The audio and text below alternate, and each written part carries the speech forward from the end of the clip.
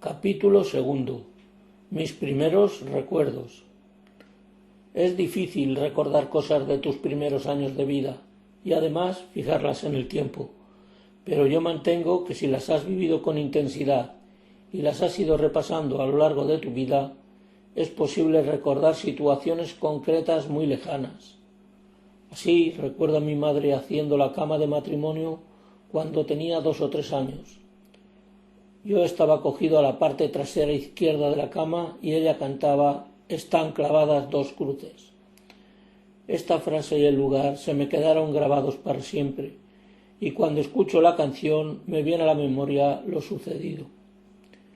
Mi esposa a menudo se pregunta cómo es posible que no recuerde bien los encargos en el supermercado de hace un momento, y yo le contesto porque no me llaman la atención y además los hago por obligación, aunque soy consciente que debo ayudar, para que ella también se sienta en parte jubilada como ama de casa. Cuando tenía unos pocos años me enteraría de que la casa donde vivíamos no era nuestra, sino propiedad de mis tíos Consuelo y Victorino, los alguaciles. Estos vivían en una casa propiedad del ayuntamiento, sobre lo que era la secretaría. Nuestra vivienda correspondía al número 41 actual de la calle de San Bernardo, en la placeta del Rosario, la del Estanco.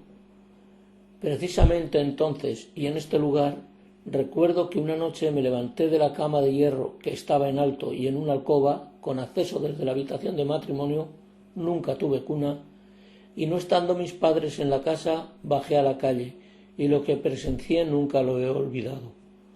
Había una hoguera no muy grande, y cantaban las mozas y los mozos al son de la música de las guitarras. Un joven que estaba en nuestra puerta me mandó de nuevo a la cama. Me parece que era el hijo mayor de la tía Pura, una vecina. Me debieron de acostar mis padres, que supongo estarían por allí, porque yo no podía subir a aquella cama tan alta, de donde debí bajar descolgándome. En otra ocasión metí la cabeza entre los hierros del somier de la cama, en la parte de la cabecera, estando solo en casa, y estuve llorando hasta que llegó mi madre y me sacó del apuro. Ahí también tendría 2 o 3 años. Recuerdo que siendo muy pequeño ya teníamos en marcha una estufa en la cocina. Mi padre retacaba el material sobrante del cáñamo en el agramado que solía traer y almacenar en nuestra casa y siempre ponía el hierro de dicha estufa al rojo vivo. Sobre ella guisaba mi madre y nos permitía no pasar frío en aquel habitáculo para mí tan grande. El fuego del suelo se encendía poco, a diferencia de las casas de los vecinos, que siempre estaba en marcha. A la derecha de la chimenea y en lo más alto existía una estantería de obra con unos pocos libros novelescos sobre Tarzán y otro con grandes láminas, exponiendo maquinaria agrícola moderna, posiblemente norteamericana. No cabe duda de que mi padre por entonces era un soñador, pues no teníamos ni siquiera un mulo en casa, lo cual tenían prácticamente en todas las casas de labranza. Algún año después compraría un caballo, como ya contaré en su momento. También recuerdo que en dicha estufa y en una sartén cocinaba mi madre las gachas de harina de trigo o de maíz, que me encantaban, añadiéndoles 2 sardinas saladas para que tuvieran un gusto diferente. Recuerdo que mis padres alababan aquellas sardinas y que a mí, que comía de todo, no me gustaba que las añadieran a las gachas. Por entonces ya me introducía en las casas de los vecinos, una tras otra, pues las puertas siempre estaban abiertas, excepto en el estanco, pues allí siempre estaban trabajando, como es lógico. En todas me animaban a comer alguna cosa. Así pues, en mi casa apenas comía. El mimo y el cariño con el que me trataron por entonces mis vecinos más próximos lo llevaré siempre conmigo. Con 3 años cumplidos sí que tengo la mente más clara. Pasé a dormir a veces con mi abuelo Bernardino, que vivía con nosotros. Este dormía en el granero en el 2.º piso, y me hacía mucha ilusión acompañarle. Era muy bueno conmigo, como comentaré en otros años más adelante, y cuidaba de mí, pero tenía algo de mal genio. Murió cuando yo tenía 7 años. Años más tarde me enteraría de que mientras vivió fue una de las personas más chistosas de Gea. De él recibí el mote del Bernardino. Quizás, involuntariamente, me estaba enseñando que todas las personas tenemos dos caras, la del comportamiento en familia y la que vivimos fuera de esta. En el granero, aparte del grano, teníamos también las piñas para el fuego y las manzanas cogidas en el verano y que tiempo después comíamos ya con la piel rugosa. Entonces recibí el primer juguete importante y con el cual quedó claro por dónde iba a transcurrir mi vida. Era una pelota de goma de unos 20 centímetros de diámetro y recuerdo que me preocupaba el no saber por qué botaba. Ya el primer día, no estando mi madre en casa, aproveché para clavarle unas tijeras y abrir un hueco, llevándome una sorpresa. En su interior no había nada. Cuando llegó mi madre, aún me encontró sentado en el centro de la sala grande, la que tiene el balcón que da a la calle de San Bernardo, mirando al interior de dicha pelota. También había un momento clave cada día. Sucedía en la casa de enfrente, donde vivía una mujer mayor viuda, o no tan mayor, pues entonces se vestían de otra forma, como todos sabemos. La tía Consuelo, la morena, con su padre, un hombre pequeño que siempre estaba sentado junto al fuego, no recuerdo su nombre, y que siempre llevaba un pañuelico en su cabeza. Esta nos preparaba un huevo frito a cada uno y nos lo comíamos junto al fuego, mientras yo le contaba cosas de mi mundo. También me encantaba asomarme por la ventana de su cocina, que daba a la calle, pues desde allí se observaba gran movimiento de personas que entraban y salían de la tienda de Fortea, conocida como El Estanco. Muchos años después yo la bautizaría para mi familia con el nombre de El Corte Inglés de Gea.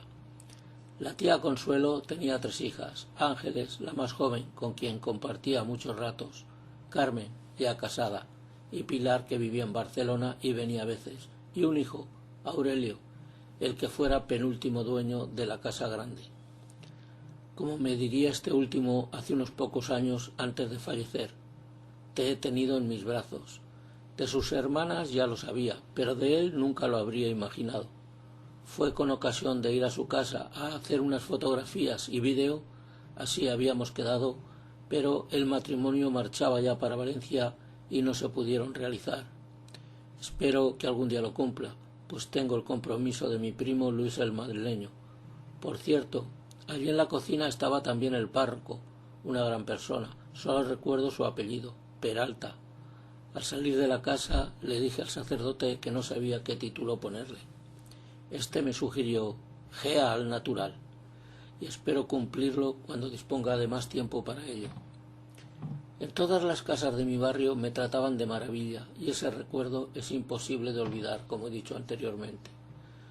Todos ellos me tenían como un juguete, y hoy día, y desde hace unos pocos años, en el lugar de la vivienda de la tía Consuelo existe un gran solar.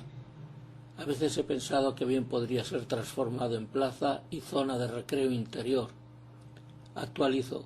Acaban de inaugurar una terraza de verano con mucho acierto y presentación. Por cierto, en las 5 casas próximas a la mía, todas sus dueñas eran mujeres mayores y viudas, y sus hijas me llamaban Tomasín. Supongo que ya les contaría cosas imaginarias a todos, pues al año siguiente y con 4 años ya andaba contando mentiras por el pueblo. Además, a veces hasta entretenía a una pareja de novios que festeaban en la entrada de la vivienda de la esquina siguiente. Se trataba de Isabel la curadera y mi tío Juan, mi padrino y hermano más joven de mi madre. Este tendría entonces unos 22 años. Con el paso del tiempo comencé a desplazarme a otras casas menos cercanas a la mía y a relacionarme con los niños que en ellas vivían. Pedro el Matrón, Pablo el Parretas, Ángeles, que entonces vivía junto al estanco en la calle del Rosario, Lorenza, la del tío Sebastián, la Motinica, Andrés y su hermana Amparín, estos vivían entonces detrás de mi casa, etcétera, etcétera. Debía tener limitaciones a mi recorrido, pues no recuerdo por entonces haber jugado con las hijas de Antonino el Sastre, ni con Ángel y su hermana, Estos últimos, todos, vivían en el callejón sin salida de la Talega, ni con mi prima Pilarín la Langa, que vivía un poco más adelante en la misma calle. Posteriormente llegaría incluso hasta la misma carretera, a casa de Fernando el Meregildo, quien también tenía una hermana pequeña, Lucía. Con este mantendría relación de amigo hasta en el puerto de Sagunto. La casa estaba situada en la esquina junto a la de José María el Huevo. Por cierto, recuerdo que enfrente del corral de Fernando, en la esquina, o sea, detrás de la casa actual de Ricardo el Andorrano, vivía una niña, con la cual también jugaba, y que tenía una hermana más pequeña en una cuna, y desde entonces no he sabido nada sobre ella. Años más tarde recuerdo haber acompañado a Fernando el Meregildo hasta la casa de resineros que había antes de la entrada a la Sierra Carbonera, sin que lo supiera mi madre, supongo. Lejos estaba entonces de comprender que a la mujer de la vivienda de al lado, número 39, la tía Lucía, quizá mi compañía la distraía de recuerdos de la maldita guerra civil. Su marido, el republicano Toribio, fue uno de los casos de asesinato, y eso que mi familia materna, aparte de que Gea estuvo en zona franquista, era bastante religiosa. Junto a ella y al fuego pasaba rato sentado. De vez en cuando salía de las habitaciones su hija Isabel, una moza que yo consideraba muy guapa, y hablaba con los dos, así como sus hijos Dionisio y José, sobre todo el segundo, y también tenía dos hijas más, María y Juana, pero éstas vivían en Valencia y venían en ocasiones. Pocos años después, el matrimonio de la segunda compraría una casa vieja y edificaría una nueva vivienda con aires valencianos que contrastaba con la edificación de las vecinas, en la misma placeta del Rosario. Por cierto, anteriormente recuerdo que en dicha casa, curiosamente, vivía un hombre viudo con dos hijas, y en la entrada dejaba el forraje y las verduras. El otro hijo de la tía Lucía, Jorge, con el que más relación mantendría con el tiempo, vivía en Gea y estaba casado con la vezana Adelaida, teniendo el matrimonio dos hijos, Adelina y Fernando, sobre los cuales ya hablaré también en otros capítulos. Adelaida tenía varias hermanas, las cuales vivían también en nuestro pueblo, casadas todas con geanos. En la otra casa, junto a la mía, recuerdo también a su dueña, la tía Antonia. Aquella mujer sabía que me gustaban mucho las peras con vino y las manzanas asadas, por ello siempre tenía algunas guardadas para mí. Pero aquella vivienda me daba algo de miedo, pues de su corral subía por la pared a veces hasta la ventana del dormitorio de mis padres una paniquesa. Seguramente mi madre me contagió el miedo a este tipo de animales. Tanto esta mujer como la tía Lucía, la tía Consuelo, la tía Anunciación y la tía Malena, mientras vivía en la placeta, las consideré mis abuelas del barrio. A sus casas entraba más veces que a la mía, y a todas les hacía compañía. En cambio, de las casas de los vecinos de mis abuelos maternos, Carmen y Tomás, en la calle Alta, no guardo apenas recuerdos de esta edad. Quizás por la caída de mi madre en la calle, anteriormente comentado, prácticamente no salía del pequeño tramo menos inclinado que existe en el centro de la cuesta, si bien pocos años después me dejaban ir a las otras casas. En la casa de enfrente de mis abuelos vivía la familia de los Chicutos, compuesta por la tía Anastasia y el tío Dionisio, y sus 6 hijos, 5 chicos y una chica, la más pequeña. Esta última, una moza llamada Carmen, al igual que mi vecina Isabel, me llamaban Tomasín, y le servía de compañía por la casa. De los hermanos, de quien recuerdo de aquella época a todos, excepto a José, a este lo conocería años después en el puerto de Sagunto, población a la que marcharía por aquellos años toda la familia. Por cierto, al poco de marchar, la casa fue ocupada por la pareja de los zapateros recién casados, Antonina y Gonzalo, que pocos años después también marcharon al puerto, lugar donde ya residiría todo el resto de su familia, compuesto por la tía Andresa y el tío Andrés, su hermana Pilar y su hermano Luis. Este último sería dueño de la única villa existente en la playa y que siempre ha destacado en la misma.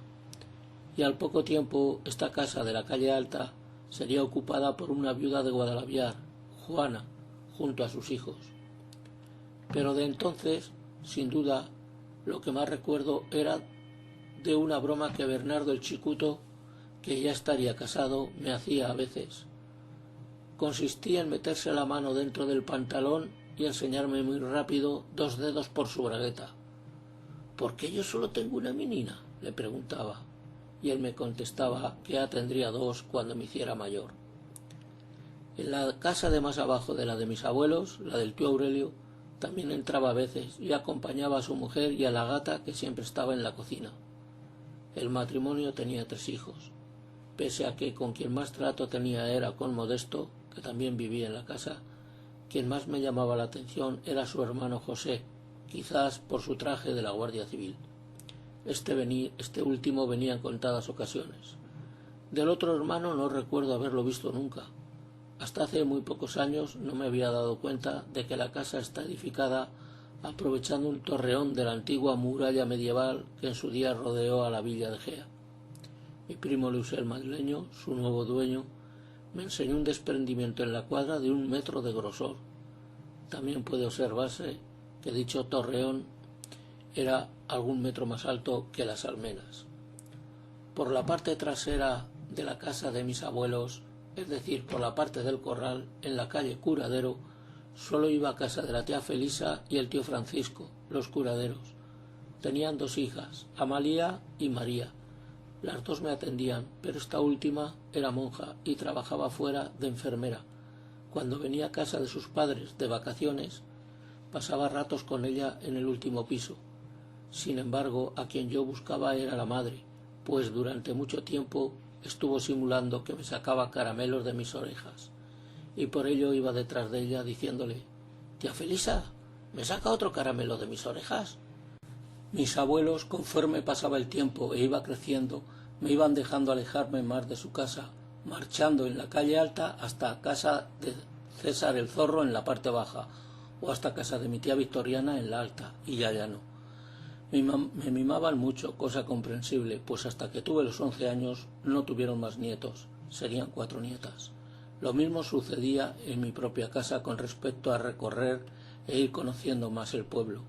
Me encantaba hacer visitas inesperadas a los hermanos de mis abuelos, y cosa curiosa, 3 casas más abajo de la mía, en la calle de San Bernardo, vivía el tío José Langa, hermano de mi abuelo Bernardino, y allí iba muy poco, pues le tenía algo de miedo, como a mi padre, por sus genios.